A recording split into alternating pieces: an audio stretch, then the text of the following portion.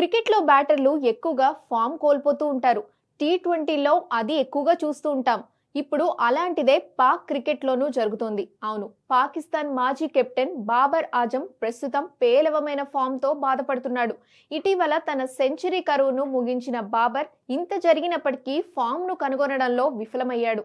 శ్రీలంకతో జరుగుతున్న try series మ్యాచ్లో బాబర్ మరోసారి 0 పరుగులతో ఇబ్బందికరమైన రికార్డును సృష్టించాడు. దీంతో పాకిస్తాన్ తరపున టీ20 క్రికెట్లో అత్యధిక సార్లు సున్నాకి అవుట్ అయిన చెత్త రికార్డును బాబర్ తన పేరిట లిఖించుకున్నాడు.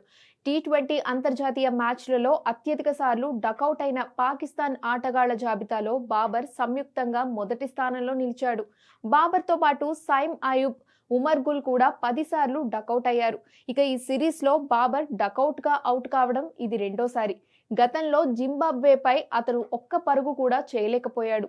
గత 30 రోజుల్లో ఇది మూడోసారి. అలాగే 10 టీ20లలో అతను డకౌట్ కావడం ఇది నాలుగోసారి.